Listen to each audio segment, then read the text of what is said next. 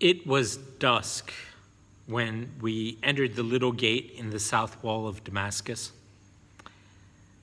The sky was the color of polished amethyst. You could look deep into it, deep and still and purple. I had settled Saul on my donkey, which I led by the bridle. It was no good leading the man himself because he didn't know how to be blind. He kept going first and stumbling, and mostly I was catching him more than I was leading him. The two lads that had come with him from Jerusalem were walking some little way behind us, in shadows, whispering with each other. They were afraid, and I didn't blame them. When at noon he had finally risen to his feet again, they rained questions on him. "Are you all right? What's the matter? What happened? What should we do now?" Poor fellows. Saul wasn't talking to anyone.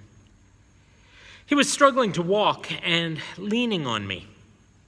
He was driving himself forward. I'd say he was lunging forward. But he kept tripping on the rocky soil, then clinging to me not to fall. "Sir, please," Mattathias had said. "Saul, what's the matter with you?" "What the matter is," I said, "he's blind." "I know that," Mattathias snapped. "But how?" Pedaiah said, "Well, why? Why is he blind? Saul, why are you blind?" Young Pedaiah broke into tears. "What are we going to do now?" he wailed. The poor lads. Their bodies were coming to manhood, but their moods were still caught in youth, and they were so afraid. Yet how should anyone act when a holy thing has just happened? Saul stopped struggling. He held my arm in his left hand and reached his right into the air before him. "Mattathias," he said. Mattathias came and said, "Here I am." Saul said, "Take my hand." The beautiful boy took his hand. Saul said, "Easy, easy, Adolphe. You want to know what to do? Go home. You and Pedaiah, go back to Jerusalem. Go home."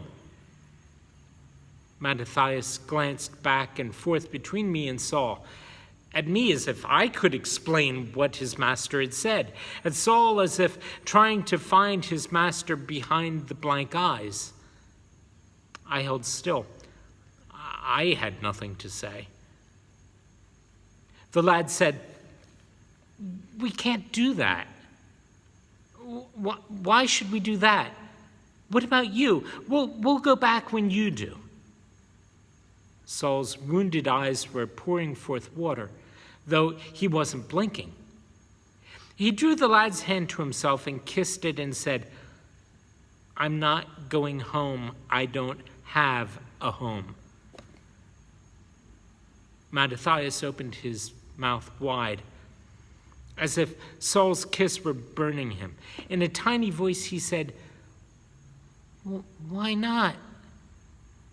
Saul said, "I've been commanded to go to Damascus and wait for orders there." "We know that," Mattathias fairly screamed. He took his hand back. "We're all supposed to go to Damascus. It's the reason we came. Why don't you want us with you anymore? Why are you sending us away?" Saul shrugged and shook his head. He stood a while, water flowing from his eyes. Finally, he murmured, "Everything has changed, Mattathias. Go home." And he started walking again, but much more slowly, leaning the more on me. The lads fluttered around the two of us like sparrows. "You're blind?" they whimpered. "Why can't you see? What happened? What devil struck you down on the road? What do you know? What won't you tell us?" But Saul didn't answer. Saul said nothing at all. We toiled along.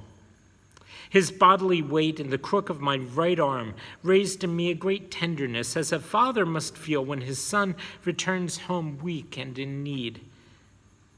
The little man would slip, and I would catch him and hold him a moment and set him on his feet again. I was his tree. He was lighter than Hodesh. I was his strength, and I must have felt free to make decisions for us all now. "Saul," I said, "let me make our journey easier." Then I lifted him and put him between two pillows on the back of my little donkey, and so we came to the city at dusk. As we moved into the old streets south of the theater, the night became suddenly dark. No one lights a torch here, and all the doors are shut. My own street, though, is neither narrow nor crooked. It is as straight as its name, and it's wide with colonnades on either side, easier for a walker to find his way, even in the dark. The lads were in a strange country and frightened, but I was home and glad of that. Here I could be of more help.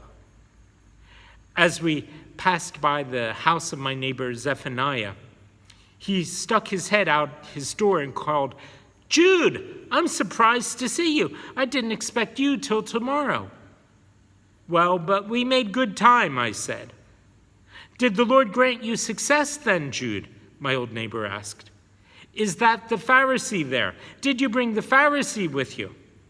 "Yes," I said. "Here he is, riding on my donkey." "Welcome," Zephaniah cried. He bustled over to us and bowed a greeting. He straightened, then bowed again, but Saul didn't respond. Of course not, he was blind. But I felt embarrassed to say so in front of him.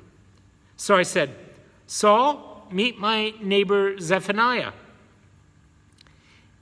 It is possible that Saul nodded, and that the nod was meant for a greeting.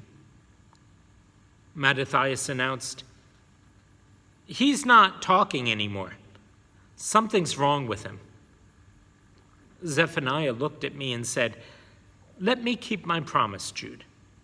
Let me go and cook a meal for you." "Thank you, Zephaniah," I said.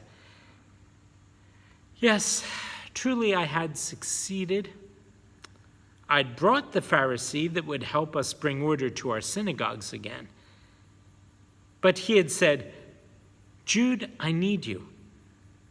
And that had gone straight to my heart. And now there was so much more to do.